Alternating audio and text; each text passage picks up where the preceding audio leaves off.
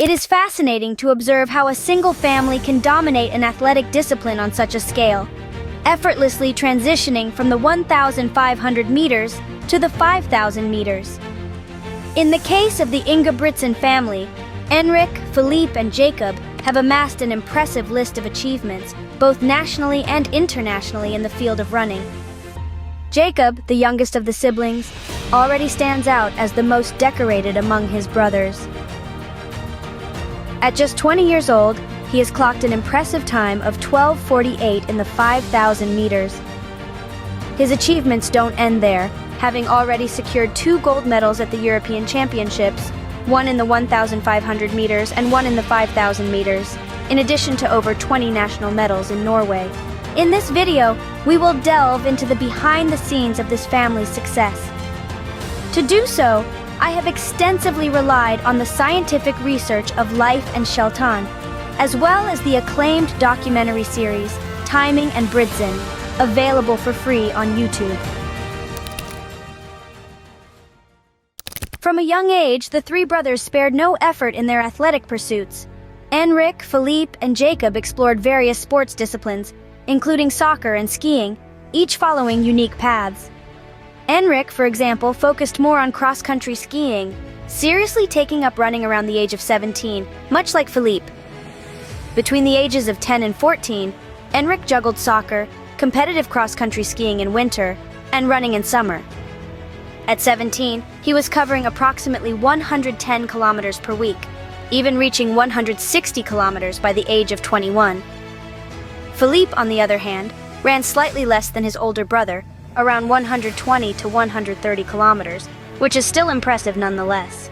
Jacob, however, specialized much earlier. From the age of 7, he engaged in various athletic disciplines such as hurdles, jumping, and sprints. At 12, he joined his brothers in their training. By this stage, Enric was already an internationally renowned athlete, and at just 10 years old, Jacob displayed a VO2 max exceeding 70 milliliters per kilogram per minute. That same year, he completed an 8-kilometer cross-country race at a pace of 3 minutes and 38 seconds per kilometer with astonishing ease. At 12, he had already clinched the European Championship title in the 1,500 meters. At 17, Jacob was already covering 140 kilometers per week. This demonstrates that there is no magic formula for success in the world of running. During their adolescence, Gjert, their father, was also their coach. His main objective was to turn his sons into true aerobic machines, emphasizing the development of their endurance. To achieve this, he limited intense anaerobic training sessions. Most of their training sessions consisted of intervals run at paces similar to those of a 5 or 10-kilometer race, with numerous repetitions of 2,000 and 3,000 meters, always under control. What is remarkable is the absence of sustained high-intensity training sessions. Generally, the Ingebrigtsens covered between 140 and 160 kilometers per week, with approximately 25% of this volume performed at intensities close to or slightly above the anaerobic threshold. Anaerobic effort corresponds to the effort that can be sustained for about 60 minutes at a sustained pace, similar to that of a half marathon for them. It was this accumulation of kilometers that allowed them to maintain peak fitness for long periods, sometimes several months, and also explains their versatility over distances ranging from 800 meters to 10 kilometers, or even in cross-country. A striking example is the time of 27 minutes and 54 seconds that Jacob achieved in a 10-kilometer race in October 2019. The team's physiologist even estimates that Jacob could run a half marathon in about an hour. Gjert structured their training around 5 levels of intensity, ranging from easy to moderate running to sprints and accelerations. For more details on these intensities, I invite you to check out my blog article or pause the video. You'll find all the links in the description. The optimal distribution of intensities in training remains a subject of debate. Some research suggests that a ratio of 80% low-intensity training and 20% high-intensity training can produce good long-term results. However, the Ingebrigtsen brothers seem to exceed this recommendation with a higher proportion of high-intensity training. Gjert's view is that to accomplish such high-intensity work, it is essential to rigorously control the intensity of each session.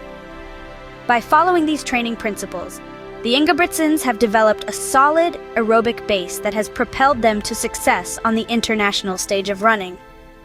I enjoy discussing the execution of my training plans with my athletes. At just 20 years old, Jacob already surpasses his brothers in terms of performances across all distances.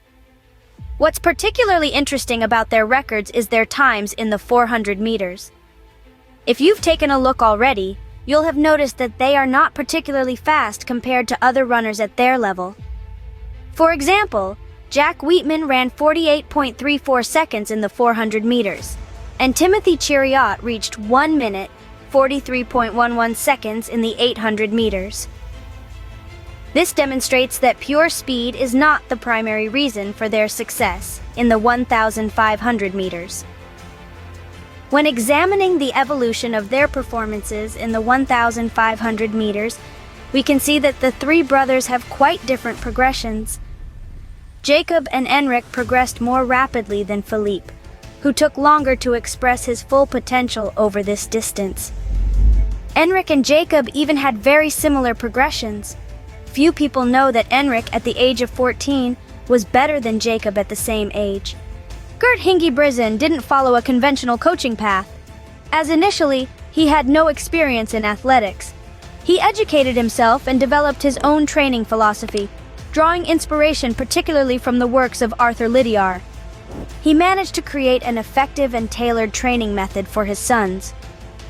Over time, he refined his method, which partly explains Jacob's remarkable progression in recent years. Gjert's strength lies in the execution of the training plan. For him, training at the right pace is essential. In the documentary series about the Ingebrigtsen brothers, he is seen overseeing the training sessions almost obsessively. He wants to control everything and ensure perfection in every aspect.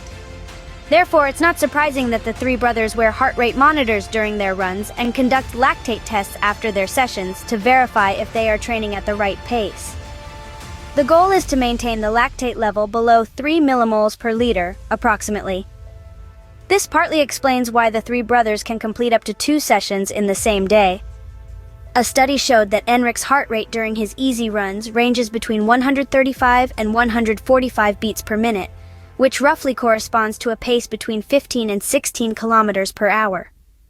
During the general preparation phase, the emphasis is mainly on endurance development, with less training at anaerobic intensities and specific race speeds. In the pre-competition and competition phases, the volume of training at moderate and high intensities increases. These sessions typically take place on the track and correspond to race paces ranging from 800 meters to 3,000 meters. The volume of training at lower intensities is also reduced for specificity reasons. Some examples of typical sessions include 2 quality sessions in the same day, similar to Renato Canova's special block model, but with fewer kilometers.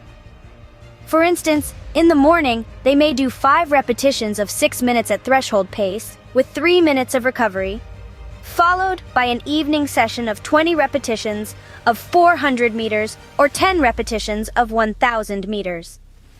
The lactate rate should be maintained around 3 millimoles per liter.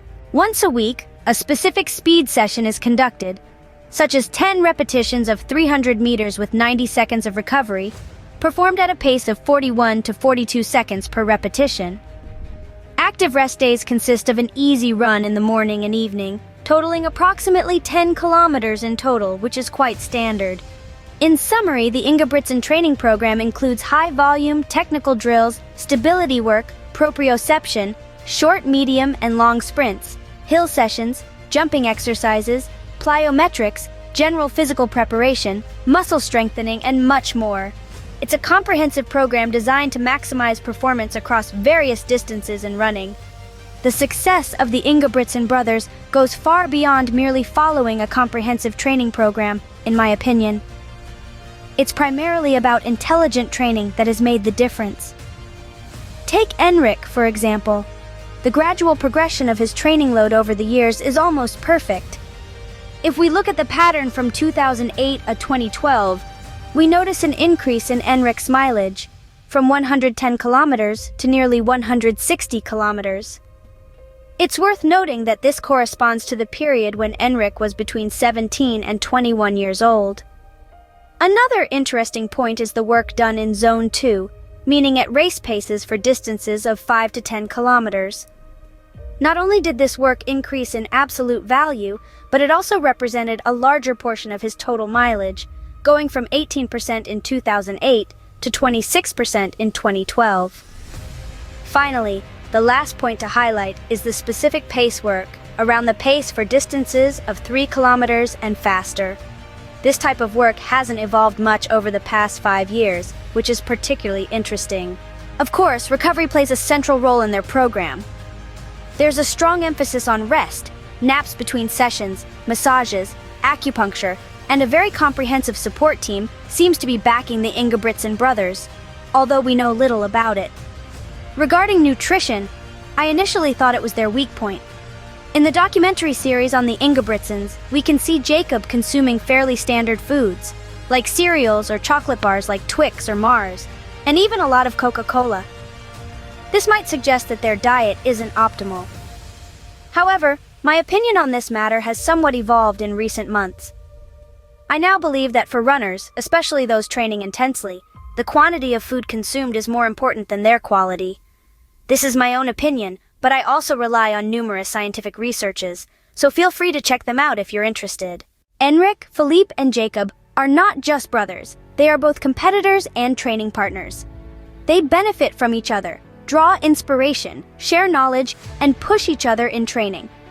This dynamic is crucial for their success.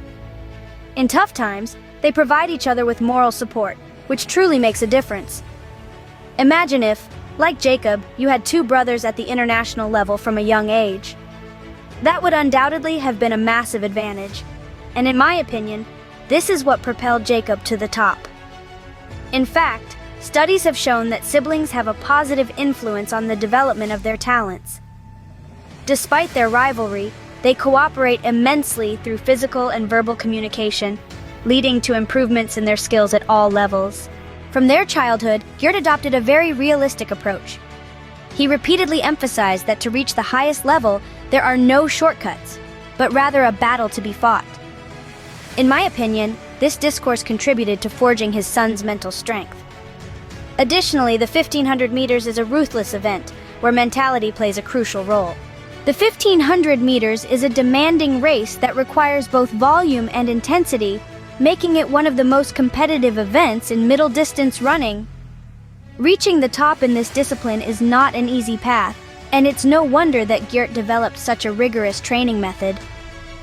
The parents of the Ingebritzen brothers have highlighted that Enric, Philippe, and Jacob have always been mentally strong, competitive, and confident, which may explain why only they have succeeded at the highest level. Regarding injuries, Enric seems to have suffered several in recent years, which could explain his less pronounced progression. Philippe underwent Achilles tendon surgery, while Jacob so far seems relatively spared with only a few minor injuries. Psychologically, information is limited, but some passages from the documentary series Timing and Bretzel suggest a sometimes stressful, even painful climate for those who do not meet expectations, particularly Enric. According to Leif de Schetsche, several factors explain the success of the Ingebrigtsens. Excellent genetics for endurance events, a family that encouraged sports practice from a young age, intensive training from their youth, a gradual increase in training volume and intensity over the years, meticulous control of interval sessions by their father to ensure pace compliance. During adolescence, emphasis was placed on endurance development and limiting training to aerobic intensity. Remarkable mental strength, a love for competition, and high self-confidence. The sibling dynamic, where they are both competitors and training partners, allowing them to learn from each other and progress together. I hope you enjoyed today's topic on bi-daily training, and feel free to share your thoughts on this type of training in the comments section. If you appreciate my work, or if you've learned something from this type of training, then click the like button. And if you want to improve and learn more, then subscribe to discover my upcoming videos. Thank you for watching until the end, and see you next time, runners. Take care.